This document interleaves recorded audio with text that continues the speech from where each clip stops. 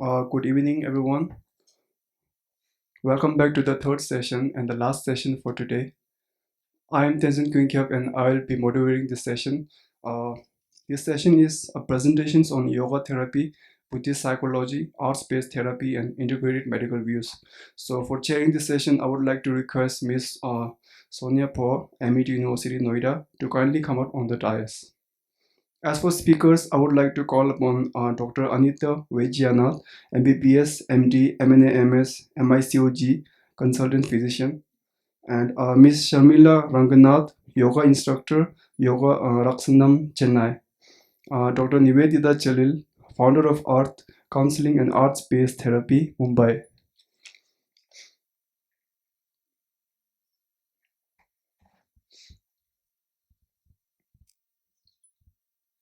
So before handing over the session to our chairperson, I would like to briefly introduce Dr. Sonia Paul.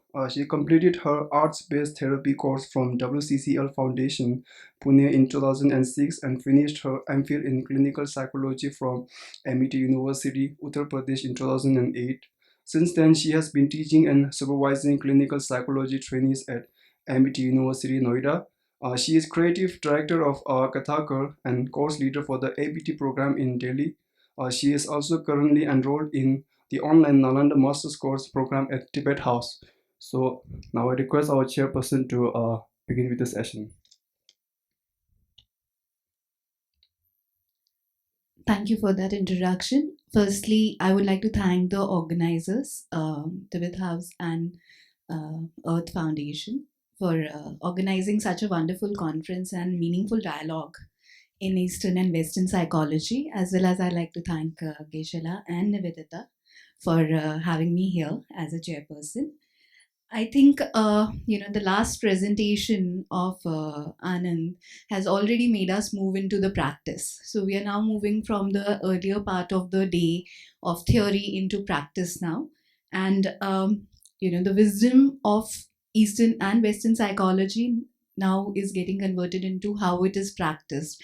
I think that's the question that very meaningfully what. A previous presenter also said that Martin Seligman's quote, what makes life worth living. So what can be those things and how can we practice to make it a more meaningful life? I think that's where our this session is going to move towards. And arts based therapy presentation by Anand has already happened, and we'll start with the next presentation by Dr. Anita on integrated view, neuroscience of mental health and well-being. To introduce Dr. Anita, Dr. Anita is a physician by profession and a Buddhist by practice. After her post graduation with top honors, she worked in AIMS for many years. She has deep interest in psychology, education, and spirituality. She has authored many medical articles and chapters in national and international journal and books, beside presenting scientific papers. And she's also pursuing the master's course in Nalanda Buddhist philosophy from Tibet House. And she aspires to do her PhD soon in Buddhist psychology. So over to Anita. Thank you so much. Good evening, everybody. I'm going to speak on an integrated view, neuroscience of mental health and emotional well-being. So the other day I was talking to an old friend of mine. She was finding it hard to focus on her work. She was feeling very fatigued and was forced to take frequent naps throughout the day and still felt fatigued afterwards. She suffered from rumination. Her negative thoughts played repeatedly in her brain. A neuroscientist will use mappings of her brain circuits and will be able to explain how her default mode circuit in her brain was in overdrive, even when she was at rest, which put her into a state of rumination about her negative thoughts. This means she had problems engaging her cognitive control circuit in her brain and dampening down the ruminative repressing thoughts in order to focus. Her brain was thus stuck in overdrive, making it difficult for her to concentrate at work.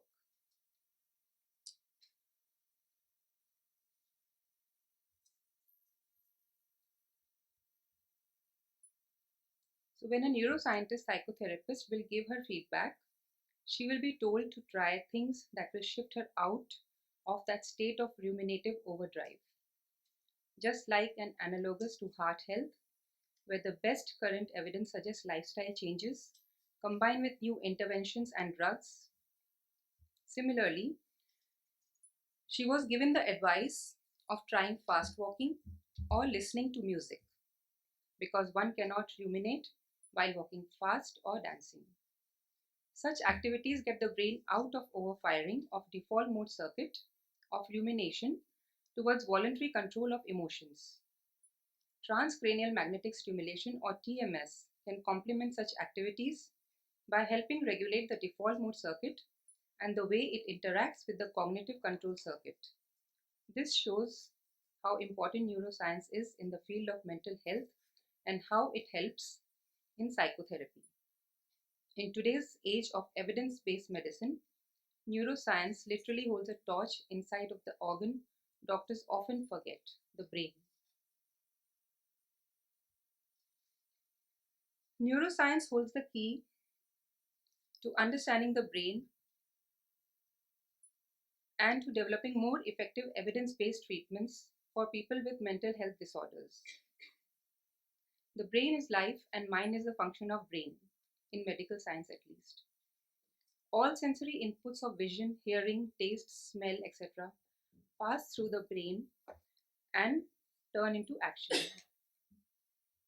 For example, hippocampus identifies all the input and output signals and information. The substantia nigra is linked with pleasure and the amygdala with emotions. Neuroscience can help us understand the underlying molecular factors behind mental and emotional disorders, which affect these nerve pathways in the brain, as well as where and how to focus treatment and future research. Neurobiology helps by knowing the action of medicinal drugs, enriching environments, and psychological therapies like mindfulness on the brain and mind, which allow us to develop novel treatments for those people who do not respond to the currently available ones. Since time immemorial, people have always wanted to understand their motivations, thoughts, behaviors, and they have wanted to alter them to their benefit and advantage. Understanding the brain may answer the Greek challenge of know thyself, inscribed on the temple of Apollo at Delphi.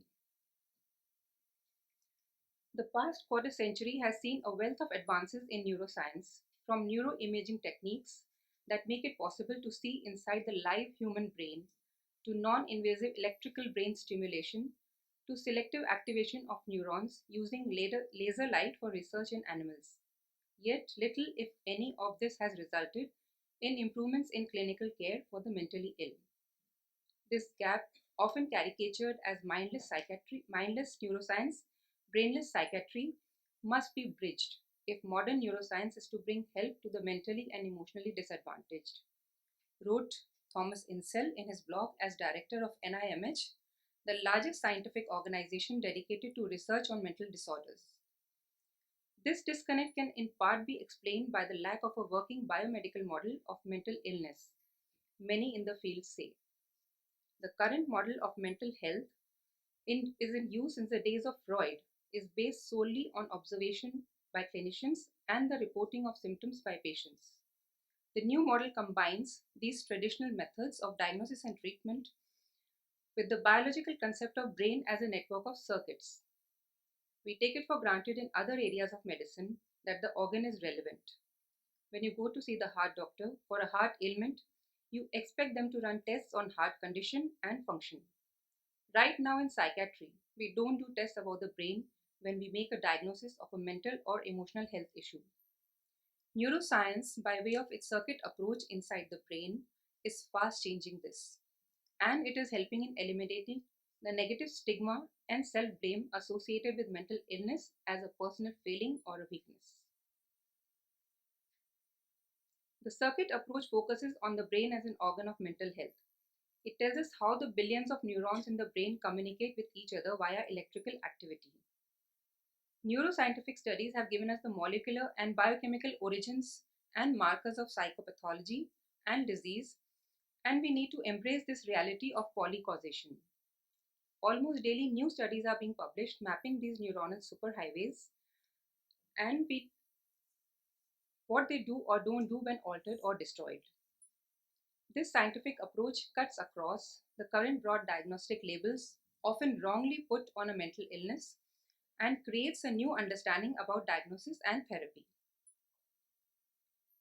Mental illnesses are more common than cancer or heart disease. Only a little more than half of such patients receive treatment. WHO estimates put the global cost figure at $6 trillion by 2030. The personal cost? WHO suggests nearly half of the world's population suffers a negative impact on self esteem, relationships, and ability to function with a mental or emotional disorder. Adverse emotional health leads to poor physical health and lost productivity of a person, according to a Lancet publication. These are the global statistics published by the WHO. The seriousness of the problem had made WHO devote the year 2017 to campaigning for prevention and awareness of depression. Maintaining good mental health is crucial to living a healthy and long life. According to Richards et al., there is a growing evidence that shows emotional abilities are associated with pro-social behaviors, coping skills, and stress management. Investigating the degree and severity of untreated emotional and mental disorders is a top priority of World Mental Health Survey Initiative created in 1998 by the WHO. A holistic model of mental health generally includes concepts based on many perspectives: sociological, anthropological, educational, religious, etc. An example of a wellness model includes one developed by Myers et al., which includes 5 important life tasks listed here and its 12 subtasks, including sense of worth, sense of control, self care, problem solving, beliefs, identity, and so on, all of which are identified as characteristics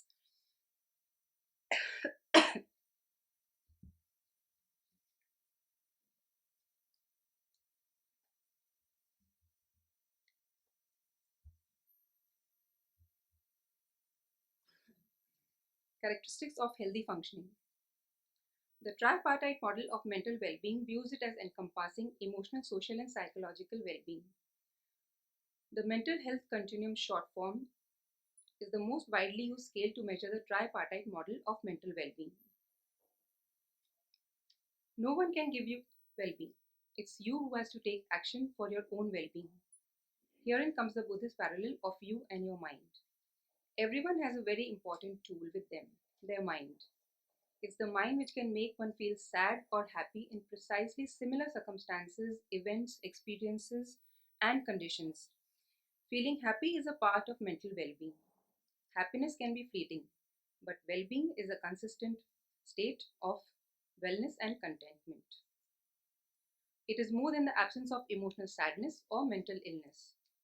Wellness means you have the resilience to cope with difficult situations and unhappy feelings. Neuroscience holds a key to psychotherapy. Bettman focused on 3 aspects of psychotherapy, which occur in a stepwise fashion. People enter therapy with their amygdalas on overdrive, anxious about the therapist and the therapy. In the language of neurobiology, the aim is to reduce this hyperactivity and to bolster the activity of nucleus accumbens, a brain area associated with reward and pleasure.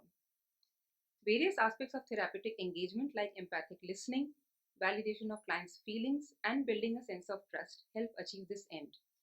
Indeed, several lines of evidence suggest that optimal firing of this nucleus mirrors a secure attachment and bonding, which many clients lack with their primary caregivers since their childhood.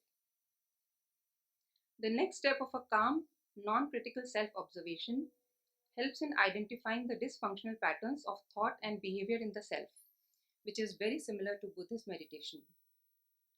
This rests on a healthy functioning of several brain regions in the dorsolateral and prefrontal cortex.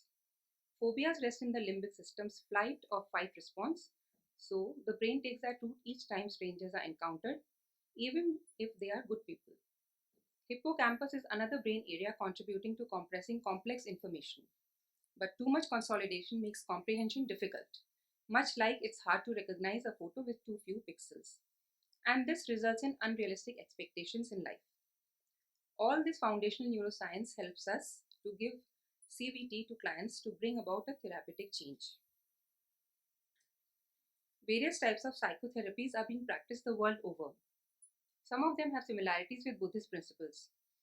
For example, in Freudian psychoanalysis and psychodynamic therapies, patients are encouraged to explore and discover their unconscious meanings and motivations by analyzing their interactions. Cognitive therapists believe that it is dysfunctional thinking that leads to dysfunctional emotions and thoughts. By changing their thoughts, people can change how they feel and what they do. So much similar to Buddhism. Humanistic therapy approach emphasizes people's own capacity to make rational choices and develop to their maximum potential. Concern and respect for others are also its important themes. Three types of humanistic therapies are especially influential. Client-centered therapy. It rejects the idea of therapists as authorities on the client's inner experiences.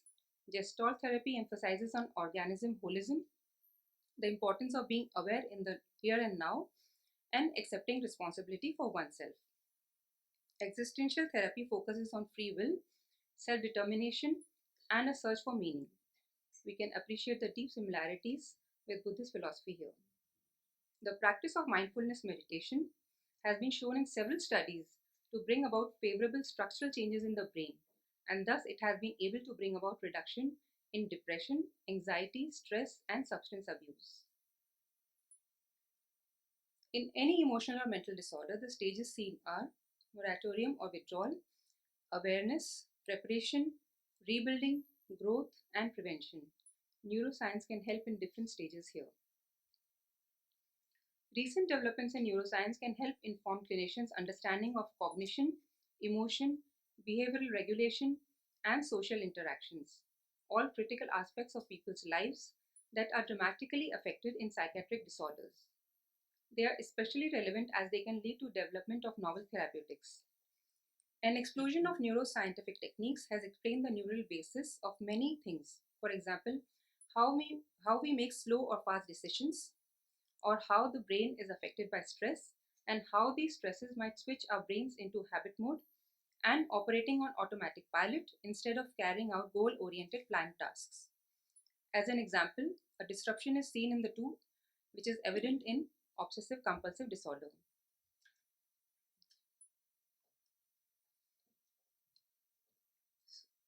I'll skip the slide. The advent of new imaging tools like PET and fMRI has been key to advances in neuroscience. fMRI can detect changes in brain activity depending on the blood oxygen levels. The newer neuroscientific techniques like brain stimulation methods, transcranial magnetic stimulation, and deep brain stimulation can help in affecting different parts of the brain and help in treatment. So neuroplasticity has already been talked about. It basically means that our brains are moldable and changeable by way of neurofeedback and biofeedback. Future insights. In the future, we can expect better and individualized treatment for diseases like Alzheimer's. I think there's a time for everything, and this is the moment for neuroscience as it crosses the frontiers of the current knowledge base. An extensive knowledge of human brain will also help answer the classic question, who are we? Answering this Greek challenge will be a turning point in the development of a civilization. We may achieve complete self-awareness for the first time, at least in physical terms of looking into a human brain and decoding its dynamics and mechanisms. Thank you.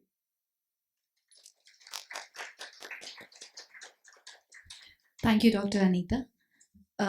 We will have questions at the end of the session. So if you are interested in asking a question, please note it down so that you don't forget at the end of the session.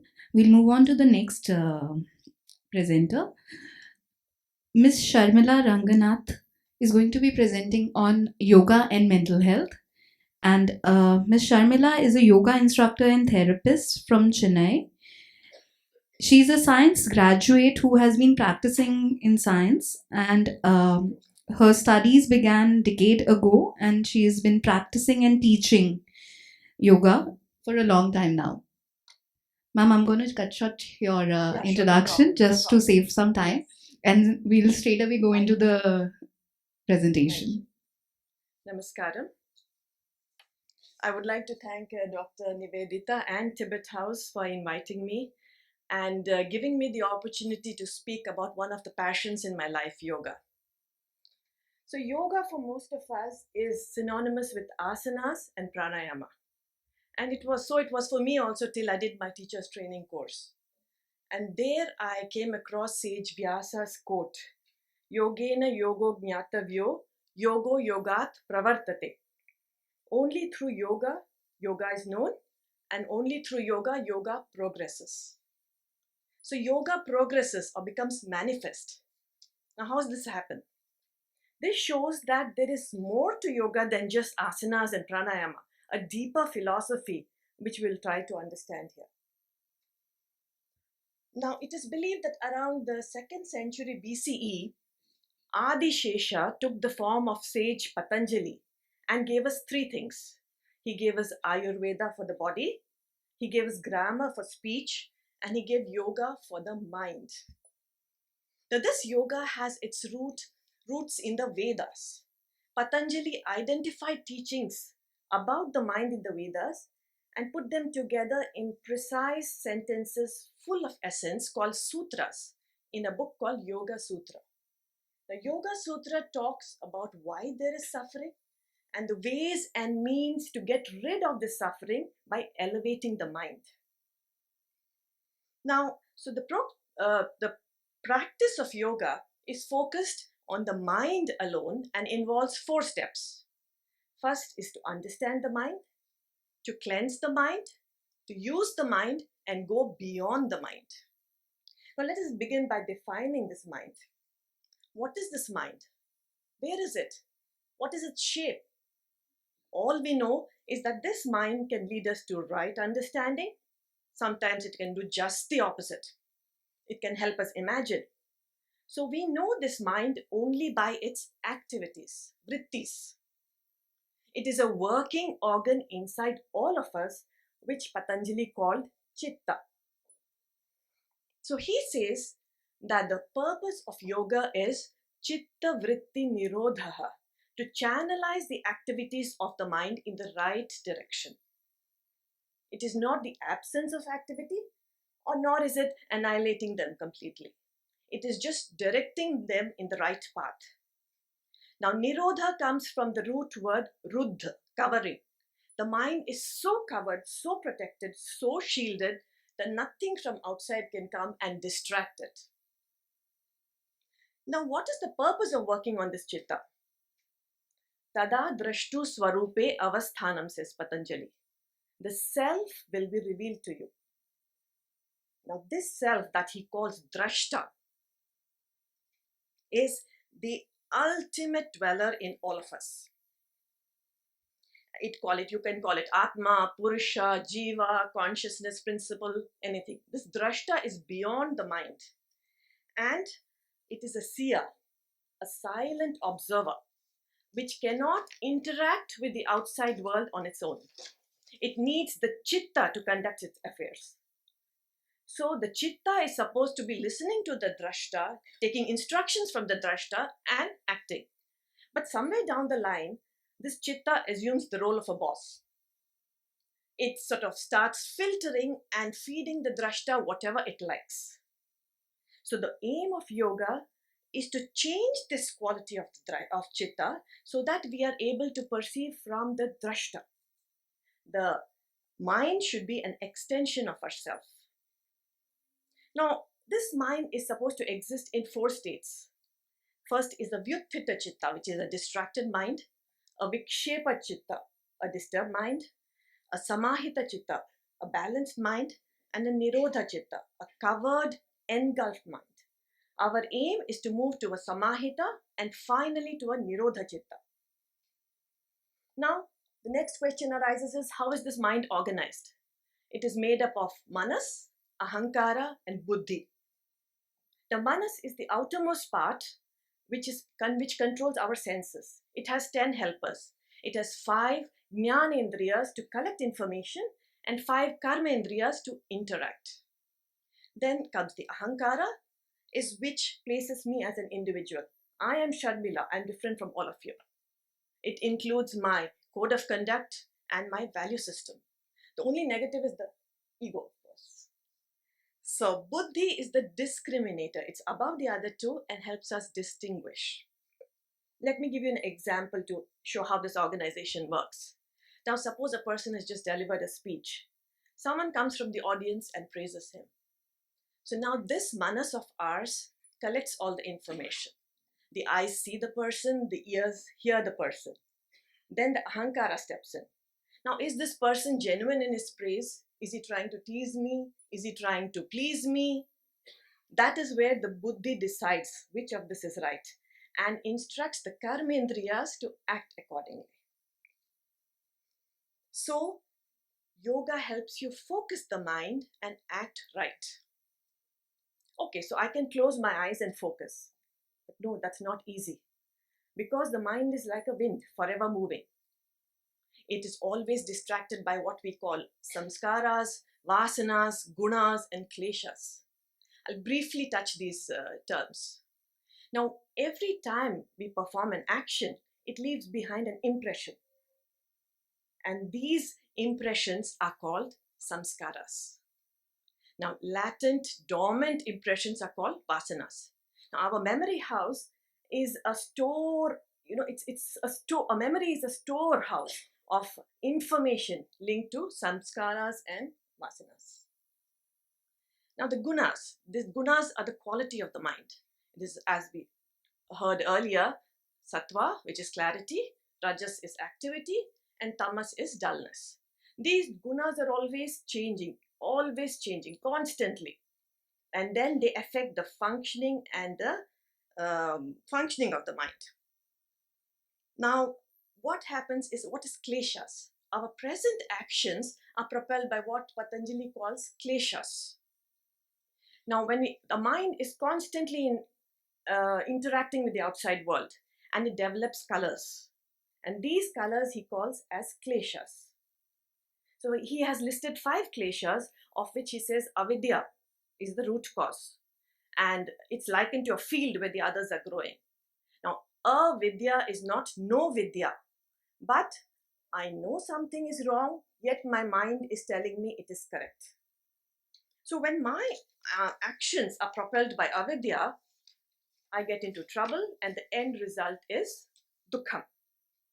So the aim of yoga is to uncolor this mind and make it sharp and transparent and clear, so that we are able to see things in the right perspective. Now, this process of uncoloring the mind happens through abhyasam. What we call abhyasam is practice, and vairagyam, which is renunciation.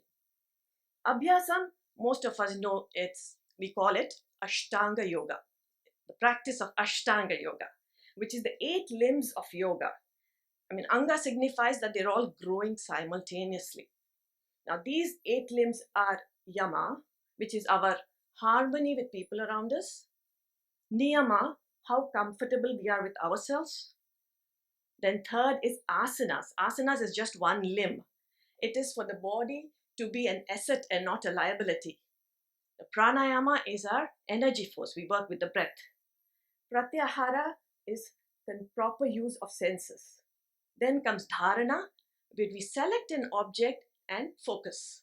Select and focus on one. Then comes dhyana. Dhyana is intense focus or contemplation. And the final is samadhi, where we become one with the object of focus. There's absolute clarity. Vairagyam now, it comes from the root word raga. There's no desires left. It is to give up whatever is not conducive to your progress. So Patanjali says, with practice, An unbroken chain of knowledge will light up from within. He calls this viveka. And the colored mind, a mind is always colored. So this colored mind becomes as clear as a crystal and finally becomes a mirror so that it starts reflecting the self. So then we start questioning as to who we are, what is our purpose in life, what is the role we have to play. But Patanjali offers no answers to these questions. He makes you think. He creates a very conducive atmosphere so that you can find the answers yourself. So, but his goal is very clear. It is heyam dukkham anagatam, to prevent unhappiness which is yet to come. See, because for Patanjali, he says, don't stay buried in the past, don't stagnate in the future, they are not in our hands. Our goal is to make the future happy and comfortable. So, with this yoga philosophy and practice, we work towards improved health and well being. What is called chikitsa? Chikitsa means to heal. For us yoga practitioners, it's a desire to help. We use various tools like asana practice, pranayama, chanting, meditation. Okay, so let me present a couple of cases for you to understand how we practice. Can you just...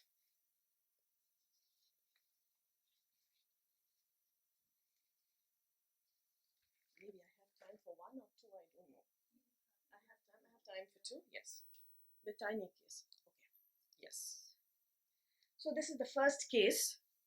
This was a young lady who came to us. She was a former state tennis player, now married with 2 children. And her husband's work required that he traveled a lot. So most days of the week, she was alone taking care of the household. So she was a full-time homemaker. So one such occasion when the husband was out, her 5-year-old son fell sick. He had high fever, and it was nothing that she had not handled earlier. So she kept her older daughter in charge of the little fellow, and she walked out to buy bread. So very soon she gets a call from the daughter, who's absolutely in a state of panic, saying the brother is behaving very funny. So this lady also panics and she runs back home to find that the fever had spiked and he had convulsions.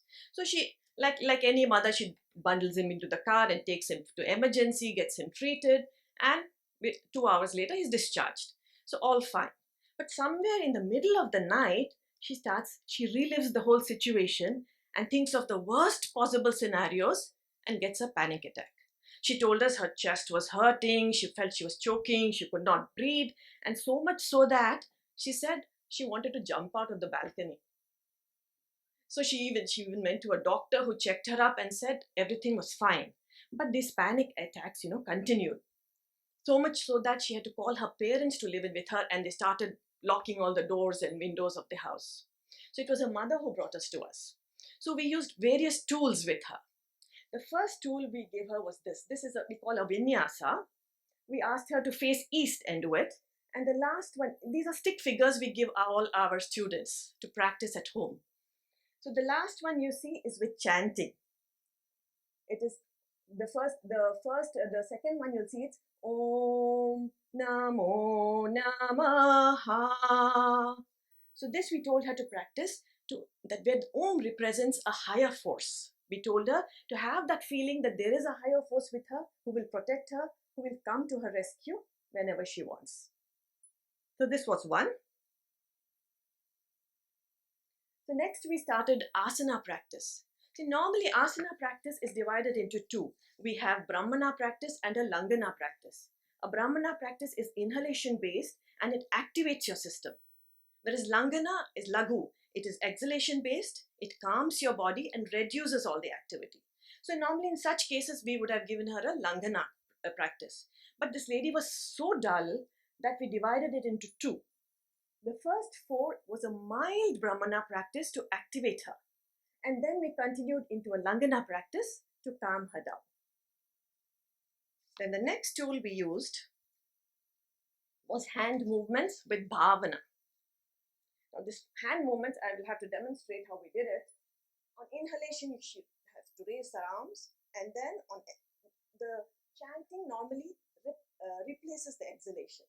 So when she raises, and she does Om Shanti shanti, shanti. Just from loud to soft. Now, I'll just go back, and just for demonstration. So we wanted her to feel the effect of shanti, peace. Then the next thing we did with her was pranayama. The first pranayama, we call it Shitali, which is for cooling, and the second we call it Chandra Bhedana. We told her that Chandra is the devata for the mind. So if she sort of does this pranayama with Chandra in mind, he will definitely help her calm the mind. Then, of course, the final was a meditative practice. This lady was a state tennis player who had gone through very many tough situations and handled them beautifully and come out strong. So we told her to meditate on one such situation, and then also to think about the fact that when she could handle that, she could handle anything else in life. So this is how we gave her the practice. She's been coming to us for a couple of months, and she says she's feeling much better. She's even asked her parents to go back home, and she's organizing her daily chores in a very better fashion, much better fashion. So the second case, do I have time for the second one? Okay, sure, I'll finish fast. This is a story. It's a very simple case. Now, a very frustrated father brought his daughter to us. She was in third year of college, and she said she had just announced that she wanted to drop out. She doesn't want to finish her degree.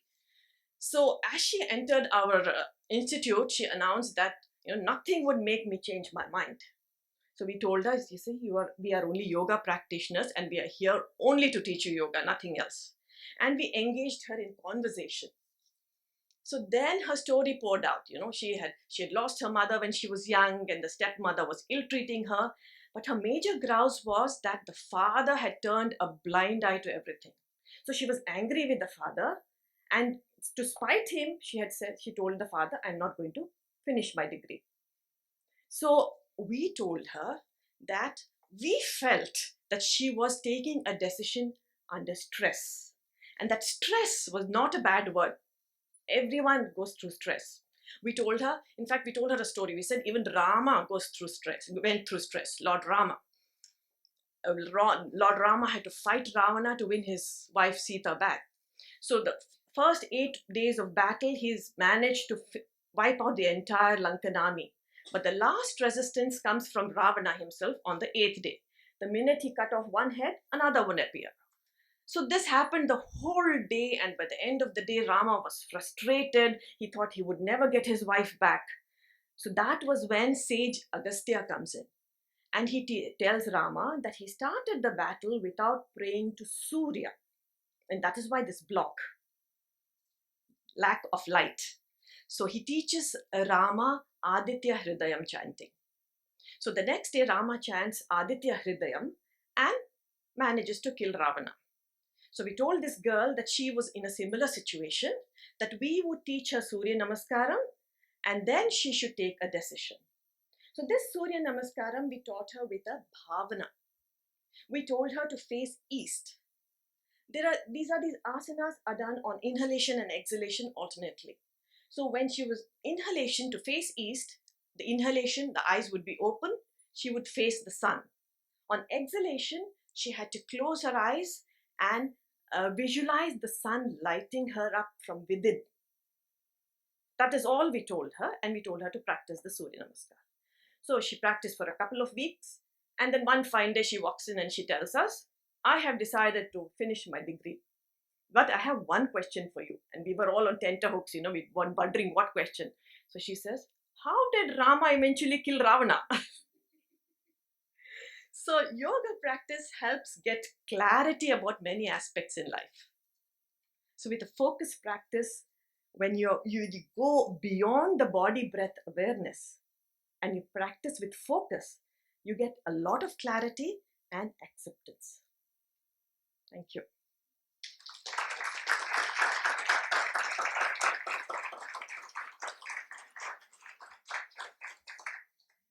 Thank you, Ms.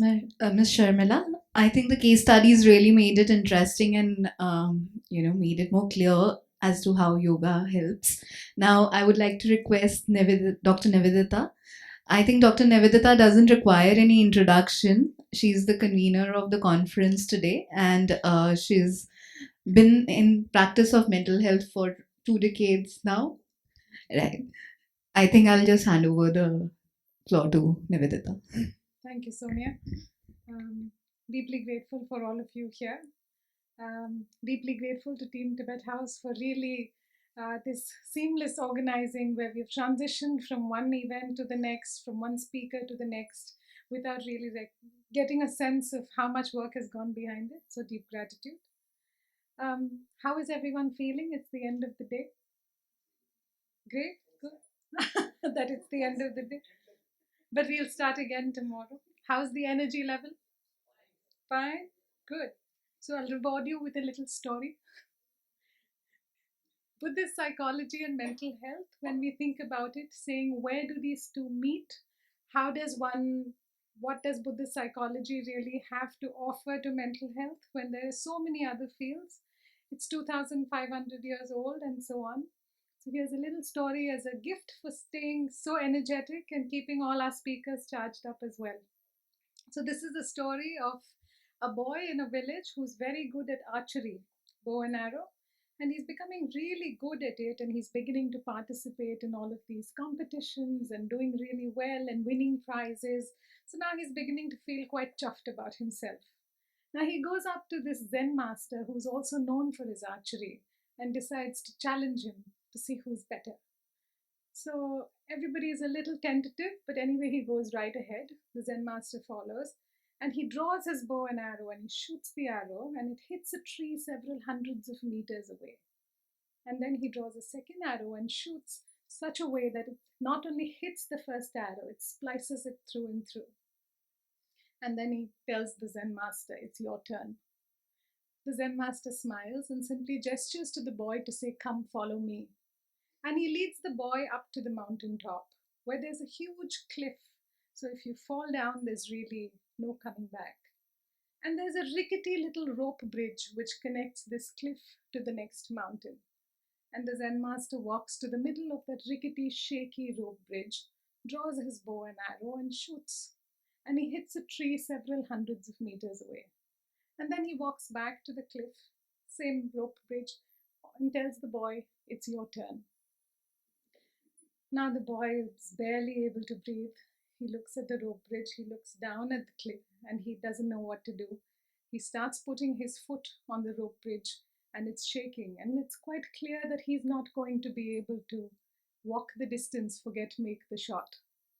And then the master looks at him with great compassion and says, "You have great skill with bow and arrow, but you have less skill with the mind that lets loose the arrow." And that's really where Buddhist psychology is. Can we start working on the mind that's letting loose the arrow, and really all arrows in all directions? So I have immense gratitude on Buddhist psychology, and we've been fortunate enough to hear Geshe-la today, to hear Dr. Sonam Wangmo today, to hear Anand today, all of them describing different elements of Buddhist psychology. They've also made my task much easier. So I'll only draw attention to certain aspects of Buddhist psychology, like we use it and what makes it very alive and relevant for us in today's day and age. That it's not something which is only 2,500 years old, but really something which is alive and vibrant and has great potential to help really each and every one of us. So in Buddhism, we often use the metaphor, and since Anand has used the word metaphor, we'll keep coming back to it. The idea of a metaphor of an illness, saying that have we all been sick? Yes? When you're sick, what is the first thing that happens? You must recognize that you're sick. In the absence of that, when we were younger, we had somebody who would tell us you're running a temperature. Now that as adults, most of us hopefully are discovering it for ourselves, we recognize there is an illness. Then we go to the right physician and then we get a prescription. But we can't stop there. It's also important to follow the prescription and to take the medicine. And in that sense, Buddhist psychology can also be compared to the idea of recognizing that there is possibly a problem. Then we must understand and study the teaching, and then we must bring that teaching into practice. Simple intellectual understanding is really not adequate to be able to take it and bring it into our lives. But The Buddha himself said, don't accept my words on faith. We should examine this. So when I say we are all having a sickness or having an illness, does that sound like something we all are having? Not so much. The idea of saying, maybe I'm all right, maybe it's meant for the others who are really ill, and therefore we need to examine it. So, this is something that you're all maybe familiar with. It's called the eight worldly concerns. If you examine what you do and why we do it, we're all sitting here at a conference right now. Yes? What is the intention? To learn, to learn, to use, to grow. Yes, we're expecting some kind of gain, right? And our day has been spent in that pursuit. Similarly, we all go to work. We want when we go to work, we want the promotion, we want the raise. At some point, we'll want a house, we'll want a car, we'll want relationships. Yes, and if you recognize, we chase after four of these. Any guesses, left side or right side? Nobody woke up in the morning saying, today let it be the day that I lose all my money or I lose my most important phone. No, we're all continuously chasing after four of these, and we are definitely trying to avoid the other four. Now, what happens in this pursuit of pleasure, gain, praise, and fame, and in this desperate struggle to avoid any kind of pain, loss, blame, and insignificance? We've all experienced it. Something goes wrong in the office. What starts? The blame game. Who's going to be responsible? It wasn't me. I wasn't told. Ask them. This memo did not reach my desk. The idea of really recognizing what happens in this chase after and away from is really a belief that our joy or our happiness is coming from this external event as opposed to anything else. So, therefore, we chase it with increasing intensity, believing that the external event is really responsible for our inner happiness. And this is something we must start to examine. Delhi, was it cold last week? How cold? Quite cold. It's very cold in the night. The idea of recognizing, is it the same for everybody? Not at all. There is a huge subjective element. We often forget the subjective element. Do we all drink chai? Did we have our chai? Do we all drink it at the same temperature? Not really. There are some who'll gulp it down really boiling hot. There are some who have to wait till it's cold. Some who'll have it meat. The idea of recognizing every single event in our life is moderated not just by the external, but also by this part of us, which is subjective and internal. And if you stop to examine, for example, not getting a promotion may feel horrible, but you will also recognize that there are other people who may not have got the promotion, who may not react as strongly as you do. To begin to start recognizing our happiness does not lie only in the external event, but really in how we have perceived and positioned that event in our lives. And what Buddhist psychology allows us to do is start exploring that. Because if our happiness is located in external events, if our suffering is located in external events, then we need to spend all our time controlling those. But is that really possible? We can't control really anything. At what time does the power go? At what time does the maid come? At what time does the water go? The idea of really recognizing what external situations we may be able to control, by all means, we should. But beyond that, we need to start examining what's going on the inside. I was very happy to hear Shanti Deva being quoted, the great Indian scholar from the 7th century. Shanti Deva said, "Where would I find enough leather to cover the entire surface of the earth? But with leather soles beneath my feet, it's as if the whole world has been covered." It's a simple thought, and while we'd like to take credit to it, there are people who've had this thought many, many years ago and quoted so worded so beautifully. The idea of recognizing, if we can start working on our internal factors which are contributing to our suffering, and if we can try and decrease them, alternately, we start working on the internal factors that contribute to our happiness and work towards them, then perhaps the path becomes a lot easier. And that's really what we're going to go with. So let's look at what causes suffering, because that's something that all of us are trying to avoid and something that we're all trying to enhance as happiness. But in trying to decrease suffering, let's use a slightly more relevant and recent example. Yesterday was 14th of February. What day was it? Friday. Valentine's Day. Okay, so let's hypothesize. My partner has not given me a romantic dinner in the evening, and there is no gift, and there is no even memory or recollection that it is Valentine's Day. How do you think I'm feeling? I was right here in Delhi in the middle of Dr. Kiran Kumar's workshop. So it was absolutely spot on. But hypothetically speaking, I'm upset. Okay.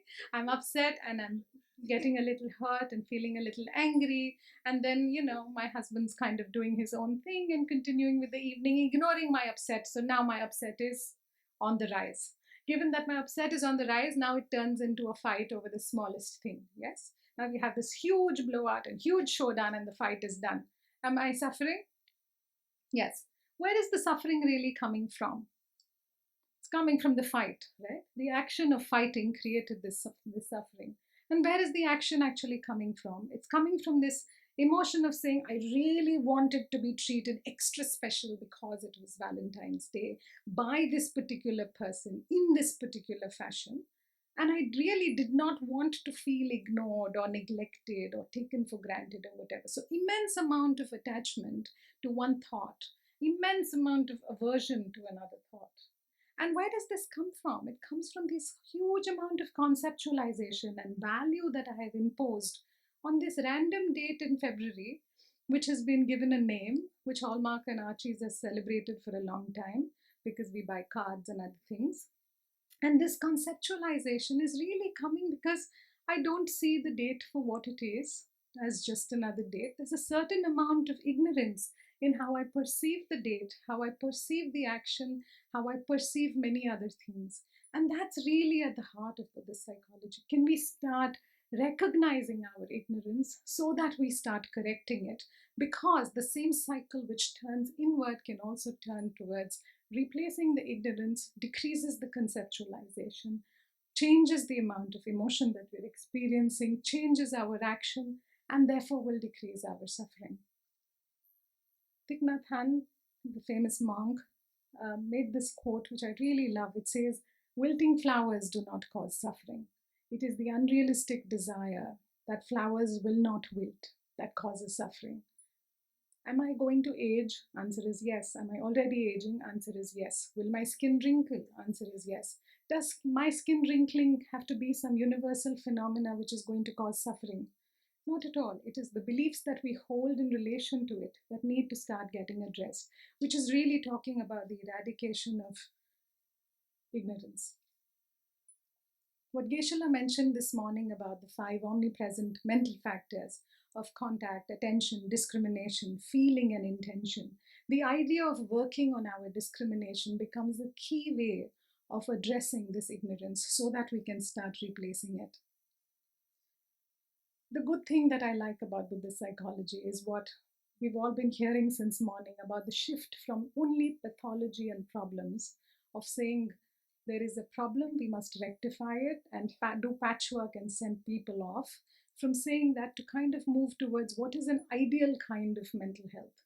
We don't only have to correct the problem, but we can aspire for something which is far greater than what we're capable of. So the ideal mental health is not what I or you have. The ideal mental health can be far superior, and it gives us a path to kind of proceed in that direction. It talks about moving, because just as we talk about ignorance of not seeing things for what they really are, we also have a misunderstanding of how we see self and of seeing self in a certain way.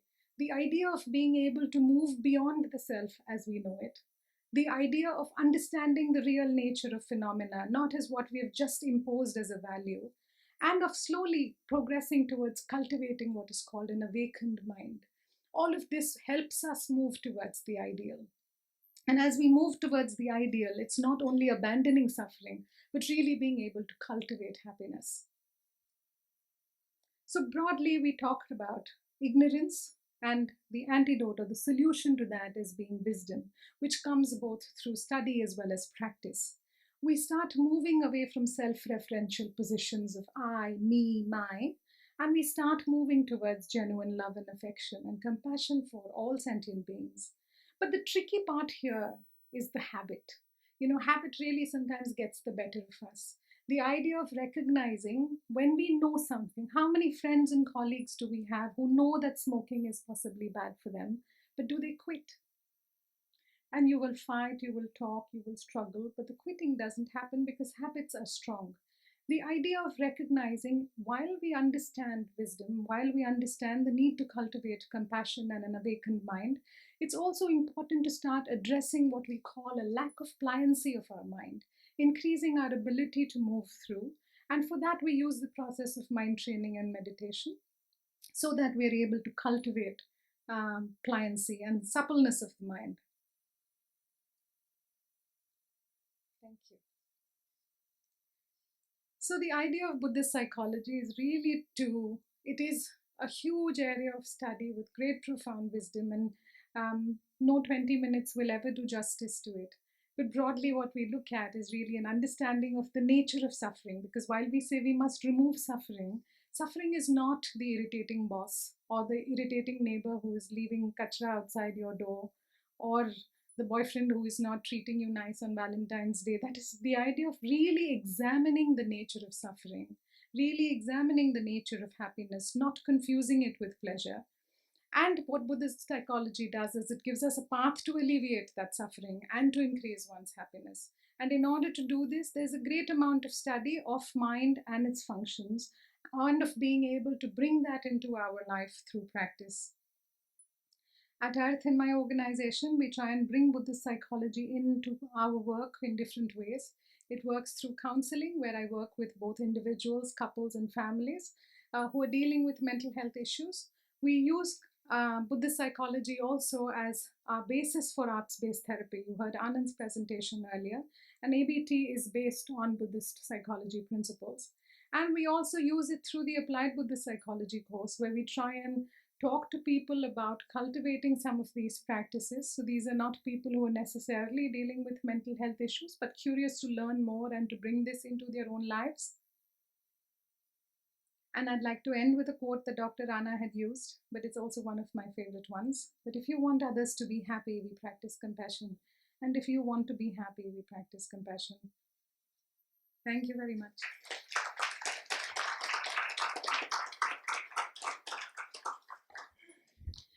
Thank you, Dr. Nivedita.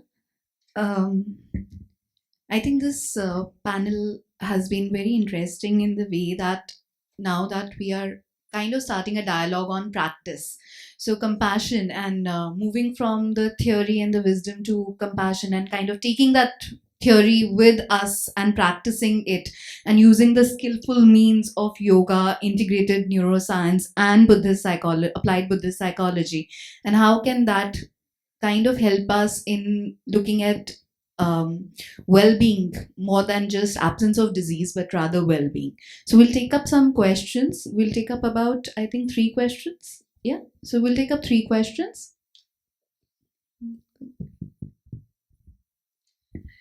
Please identify yourself as well as who do you have the question for. Yes. Good evening. It's evening. So good evening, panelists and the audience. So my name is Sohini Chakravarti, and I'm pursuing masters from Department of Psychology, Delhi University. My question is for Dr. Nivedita. So, ma'am, if we talk about the Buddhist perspective on well-being, or if we talk about other modalities of counseling or psychotherapy, so my question is, ma'am, how do these perspectives intersect with the social issues that or the vulnerabilities that minority groups face? So their challenges are really different from the kind of challenges that people like probably me, I would call myself somebody who's in a privileged group in that sense face. So how do we approach, as somebody who's trying to get into this field or learn more about it, how would you approach a member of a minority group and somebody who's sort of faced with that identity on a day-to-day basis, and maybe is being ostracized, being oppressed on the basis of that identity, or somebody who's unemployed and is trying hard to seek employment somewhere and is experiencing depression, anxiety out of that? So how do we intersect? How does psychotherapy intersect, and where does it intersect? Thank you, ma'am.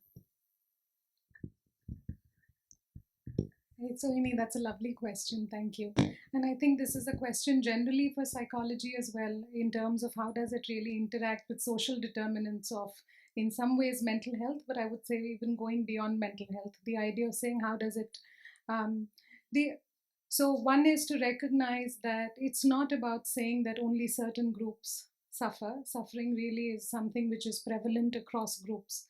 Oftentimes, when we think of privilege, we think only of socioeconomic privilege, but there are different kinds of benefits which certain groups may have.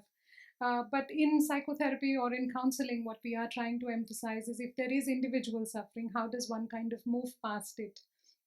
And the realities that we kind of interact with on a daily life to kind of see how is it that I interpret. So let's say if I'm the person who needs help, the idea of recognizing how is it that I perceive and interpret these various situations that I come across on a daily basis. Second, what is the kind of response that has developed over a period of time to these situations, because based on my interpretation as well as my own habits of response, and we try to see what other options are really available in increasing and broadening our understanding.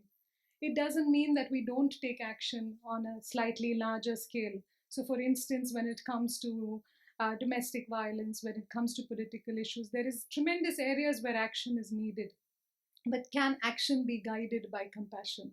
The idea of recognizing it's easy to get angry with people who are seemingly as oppressors, as if that oppressor is one entity and one entire being, and anger is a justified response. The idea of recognizing even the oppressor's action is coming from a multitude of causes and conditions, and it is completely okay to not agree with the action, but to also strive to feel compassion in the same situation for multiple causes and conditions which have led to this situation.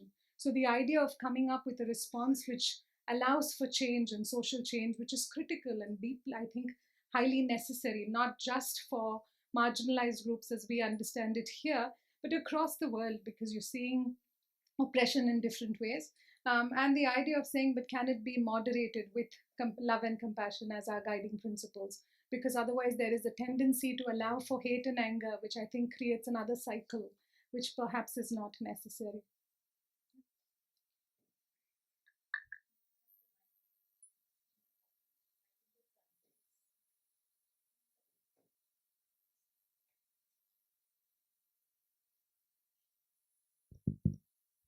Thank you. Good evening, everyone. First of all, my name is Richa, and I wish to express my gratitude and thanks to all of you and all the wonderful speakers since morning. So, thanks a lot. My question is for Ms. Ma'am Sharmila Ma'am. It's slightly technical, so please bear with me. I wish to know, Ma'am, that from a yogic anatomy and physiology perspective, how does pranayama or the work of breath actually lead to mental well-being? So slightly at a physiological level, how does that play out? Thank you.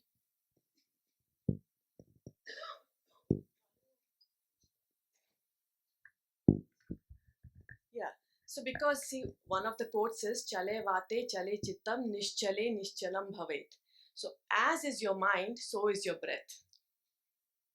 Okay. So if you're very angry, if you're angry at somebody, you see that you're breathing hard. But if you're nice in a very cool atmosphere, even your breath also is calm. So breath, we use it as a tool to connect the body to the mind. So when we work on the breath, it definitely helps. We work on extending the inhalation and exhalation. So then it is calmer. It calms the mind.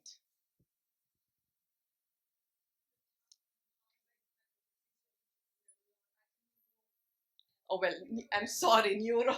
That I will not be able to answer you. Maybe doctor. At a neuro level, Dr. Kumar wants to answer that question. I think we'll. Basically, pranayama, if you understand only as a breathing process, uh, even that can reduce the activity of the sympathetic nervous system. The asanas usually affect your skeletal muscular functioning. pranayama usually acts upon the autonomic nervous system.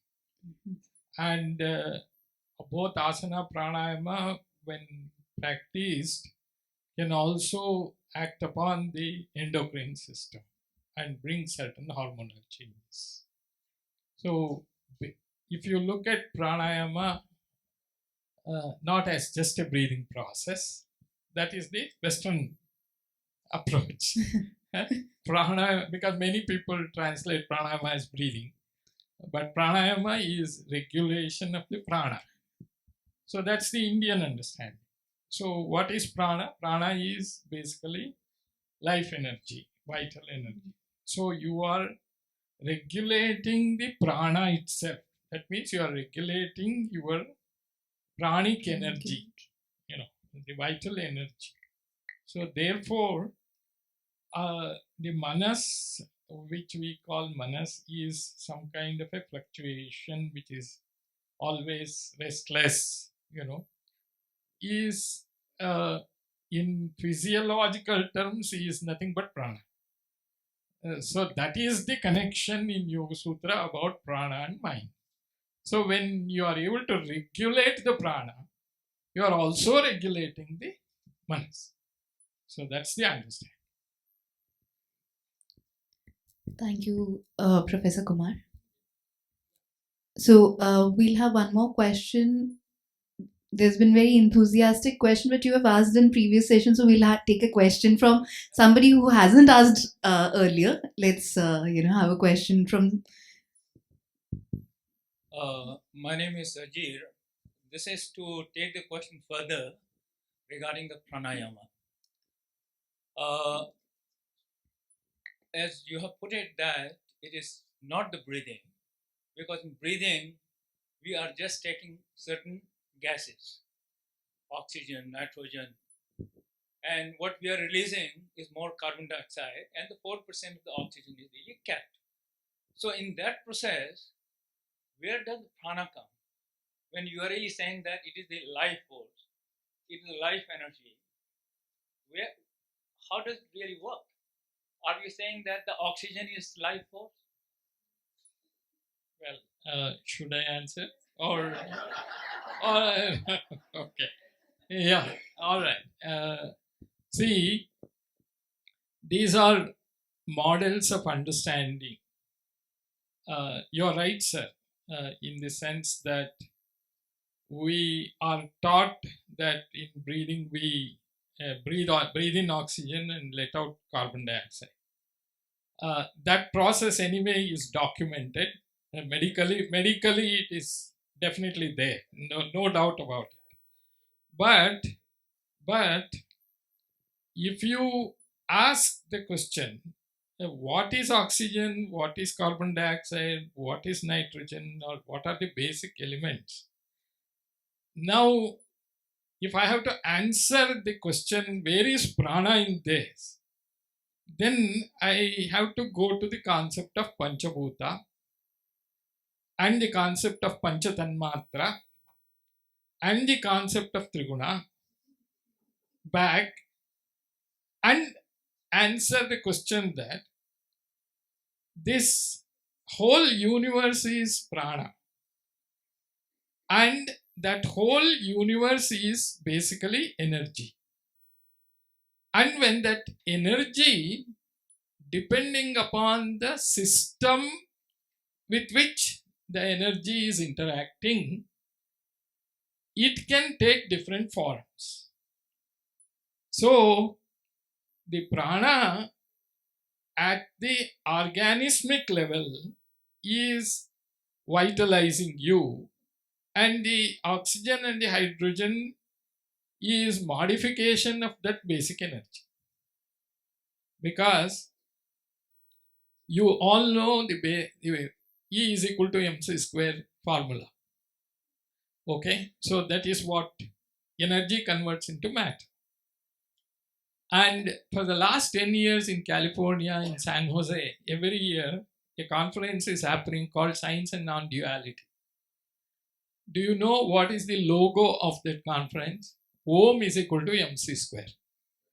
Om is equal to mc square. So Now, why I brought in this is, it is again a problem of worldview. If we strongly hold to a particular worldview, that worldview starts operating as a lens, and we start looking at everything from that lens. So now we have to change our lens. Then we have to look through that and see how it looks. Okay. What I'm saying is that, as far as the breathing is concerned, it's very well known. The oxygen is water, it's also water force. That's only at the physical level. Right? So when we are talking to the prana, in the pranamaya kosha, I'm only trying to understand what is that pranamaya kosha and what is that prana? What is that made of? See, that is basic energy. That's basic energy. I can continue the discussion, but I'm sure there is a I think chairperson sitting. Yeah. I think We can Geshe-la's- talk. Geshe-la has something to share. Okay, so basically the idea is that what the professor said is very true. So the idea is that, say, like the very strong waves, the turbulent waves in the ocean. When the wave is very turbulent, there's no possibility for us to see the minute particles inside the water. So very turbulent waves, they're like the very obvious gas or the air which we breathe in and out. That is a very turbulent one. Yet however turbulent the wave is, it is made of these very tiny atoms, electrons, protons, so forth. So that is connected. Very turbulent waves that is connected with the basic constituencies of these. That is the minute the particles. So likewise, the energy that we use in the form of the oxygen, carbon dioxide, hydrogen, nitrogen, whatever. So there we see that these are connected with these. These are not really connected. So that itself is constituted with a very subtle, so the constituencies, which in turn are connected with the subtlest of the constituencies. So somewhere when the very gross level is under control, then you can see the subtle level more clearly. When the subtle level is under control, then the subtlest one is very clearly visible. So the subtlest level of this energy, what I call as the basic building blocks of the whole very turbulent wave, is just the electrons, protons, neutrons. So when the wave, however turbulent the wave is, there's no change happening on the electrons, protons, neutrons, but that is a part of that wave. So now, likewise, when the wave is under control, when the turbulent state of breathing, when that is under control, we're able to breathe more normally. We learn how to do that through the yoga and so forth, asanas. Then the very gross energy is under control. Then you see the turbulence in the subtler one. When that is under control, then you see the turbulence in the subtlest one. So the subtlest one and the mind, these two are not just connected. These two are actually the same thing in two different facets. One with the different facets. So when you touch the subtlest of the energy, you're actually touching. That is the touching. For example, when you touch my body, you touch me. My body is not me. But when you touch my body, you touch me. Likewise, when you touch the subtlest energy, you touch the energy, the mind. So mind and the subtlest energy, these two are actually the two sides of the same coin. So that affects the mind. Thank you.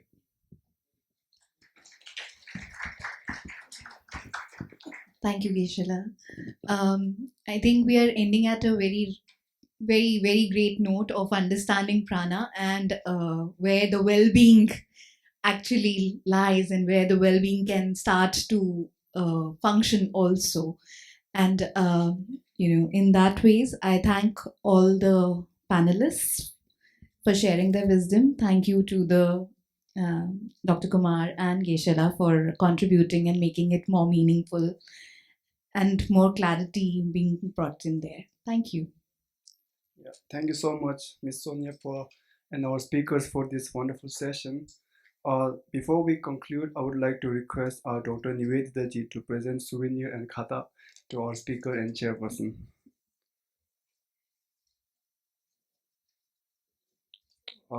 our chairperson, Ms. Sonia Paul,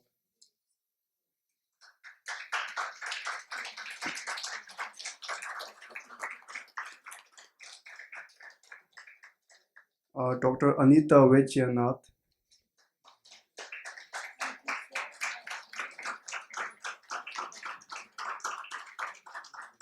Ms. Shamila Ranganath,